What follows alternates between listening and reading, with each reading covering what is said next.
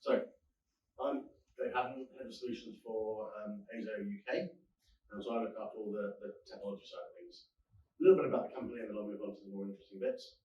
EIZO is the Japanese word for image. It's pronounced EIZO, and basically that means moving image. We are a Japanese company based in Hakusan in the west of Japan.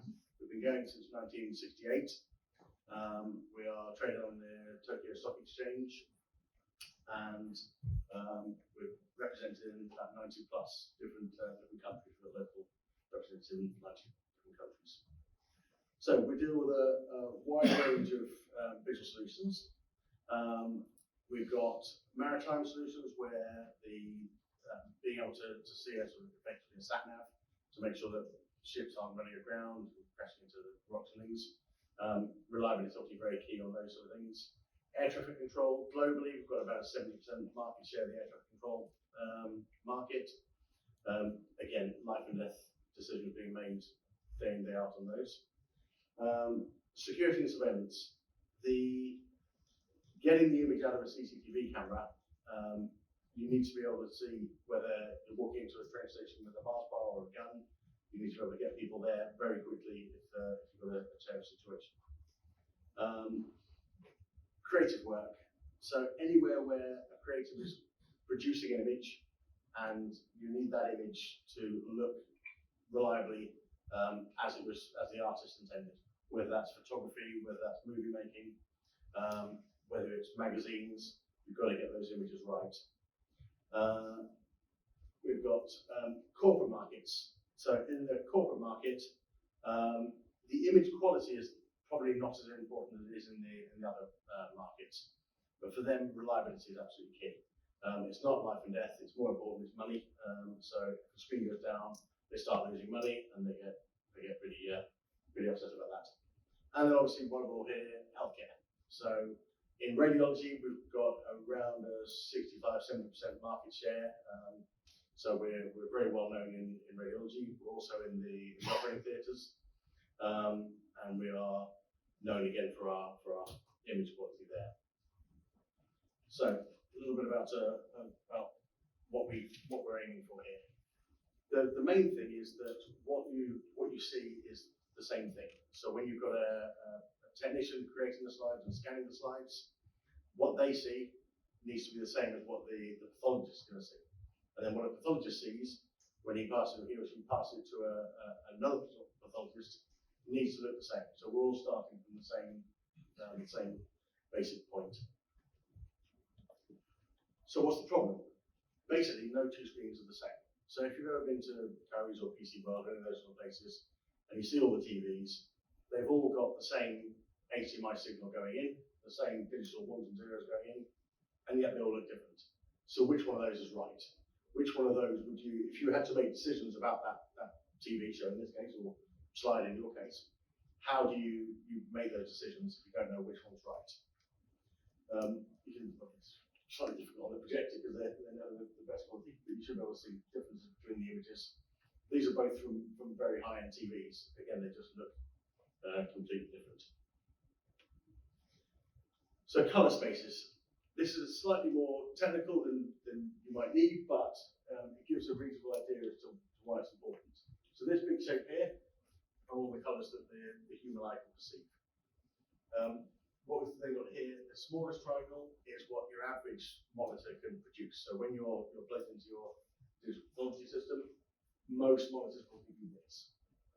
However, some other monitors, so Apple Mac screens, some of the more creative screens, will give you something like a P3, which is this shape here, or an Adobe RGB. So you're getting colours in this area, especially here. Greens you're not so fussed about, but these are areas here are areas that you start missing out on data. And then you have the larger colour spaces that you either can't produce or can only produce with the £1 million laser projector, which we have in our offices. To give you a feel for why this is important, this colour here, if you were to show it in sRGB, which is probably what we're showing on our projector, we'll have red, green, blue values of 192, 123, 229. If we had that on a slightly larger colour gamut screen, those values change to make the same colour. So the point I'm trying to make here is that making one colour really does depend on what the screen is that you've got. If you've got a cinema projector, you might have completely different colours, 114, 72, and 182. So very different numbers. And so if we have the other way around of doing this is to have the same numbers going in, and then you change what the screen can do. But I didn't trust projectors to behave themselves properly, so I've done it in numbers. Apple Mac screen P3, same sort of numbers, a little bit different. And 2020, which is a very ordinary standard for TV, again, different numbers. So we really do struggle with knowing what colour we're going to get out for the same RGB values. So I wanted to run through different ways of controlling this. How do we get around this problem? How do you adjust for this? So I'm going to run through 3 different colour workflows. Photography, which is a very common workflow, but it's also quite a simple method. TV and cinema, happens all the time, we're watching it all the time, but it's a useful thing to run through. And then DICOM, which is the medical one, and much more fitting to the pathology market. So in photography, you have various different devices coming in, or cameras. You have these little files called ICC profiles, and what they are is like a translation book. So if you think of it as being, let's say the camera speaks German, and you want to convert that into English, you have a translation book. The camera then translates its message into English, passes it to the English shared space. You then might have a monitor or a printer. They might speak Italian or French. So again, you have these phrases, these translations that allow you to convert from one to another, so that you're getting the same message out from each one. This is completely standard in the photography world and print, and you can get some quite good results using this method. TV and film, obviously, it's a little bit different. So with that, you've got the camera scene. You then have an optoelectrical transfer function. That's a much more complex thing than those translation books, because it's not just translating the RGB values, it's also frame by frame information, noise reduction, those sort of things. That then goes into a shared colour space. In the case of the movie industry, it's a much bigger colour space. You see that large red triangle. Some of the values in that aren't actually real colours, but it gives you a box that covers every single colour that the human eye can ever perceive. So although we can't show all these colours, because the projection technology isn't there, if you store it in those, as technology improves, you can then reissue those films later down the line, as we're seeing now with 50-year-old films being colorized and sent out in full HD. When you film all your work, it goes through an electro-optical transfer function and then out onto a screen or a projector or however that message is being given out. So that workflow looks a bit like this. So you've got various different cameras, maybe drones, maybe web footage, maybe fully synthetic footage that's being created. They all go through an input device transform. So with that, you know the characteristics of that, in this case, camera or drone, but these could also be slide scanners. So you've probably all had the same slide being scanned with different scanners, and if you've experienced that, and the images look different, even though they come from the same scanner. That shouldn't happen, but it is the reality when you do it. If you can get these transforms right, when you watch a film, that would have been filmed with various different makes of camera. But when you watch it, it all looks the same to you, as a viewer. You then go through this process of adding VFX, and then it comes out to the output display, at the output device transform. We also won an Academy Award for one range of our monitors, a self-calibrating set of monitors. They get used in pretty much every film that's made. So we are doing this sort of thing day in, day out, as well as doing the healthcare stuff. In healthcare, DICOM, digital imaging and communication medicine. You have modalities, devices creating images. They are then passed between each other and going into the packs to be stored, and then passed out to workstations or printers, or storage media for patients or transfer.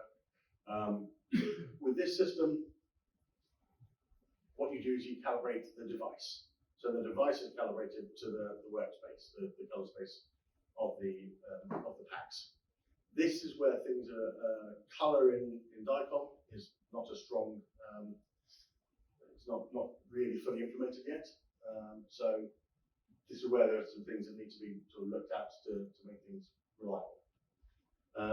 As an overview of how that works, we've got you've got your slide. Basically, light source slides through shines through your slide, then goes through the imaging optics. That then goes onto a sensor and gets recorded. Then it's also processed to get rid of debayering and things like that. That then gives you an RGB file. So once you've got that file, that can be then passed around to different viewers. That then comes out through a monitor and then comes out to your eye. As you can see there's lots of different steps that can basically get it right or get it wrong. So if they start to go wrong, then you start to get a set of changes going through that gets multiplied as it goes through the chain. So here we've got a similar situation where, to what we have with the movie one, you've got various different slide scanners, Leica, Roche, Hamamatsu, something like that. And then you also got various different displays at the other end.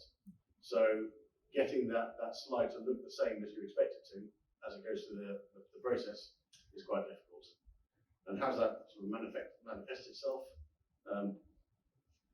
Hopefully you can see that on the projector. One side looks different to the other. It's the same image, it's just one's been put through a wide gamut and one's put through a standard gamut. So on the left side is standard gamut and the right side is wide gamut. The ones and zeros going into that were the same until they went through the transformation. How do we then control that at the monitor end?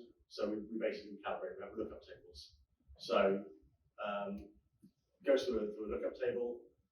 Most standard monitors are sRGB, and that seems to be acceptable for pathology. You can also get medical grade monitors that are higher brightness, more calibrated, will often have calibration built in. At the moment, there's no standards for pathology, so that's still something that's being looked at and worked on, but a lot of people tend to like a Gamma 2.2.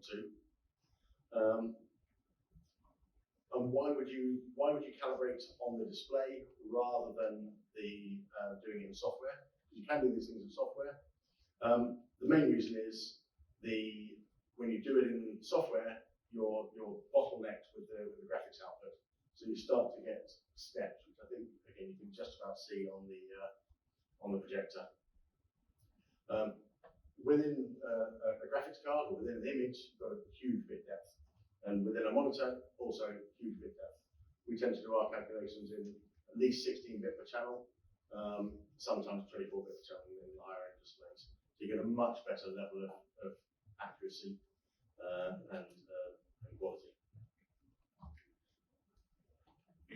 Okay, so in summary, basically the problems are no two monitors are alike. There's no workflow that works for every single setup. Consistency is important. Making sure that what you see in one location is what you see in another location. Also the same for time. What you see on the display one day needs to be the same as what you see next year in 5 years' time. And then obviously we can help you to achieve that. I've got any questions on the next slide, but obviously we'll do that at the end.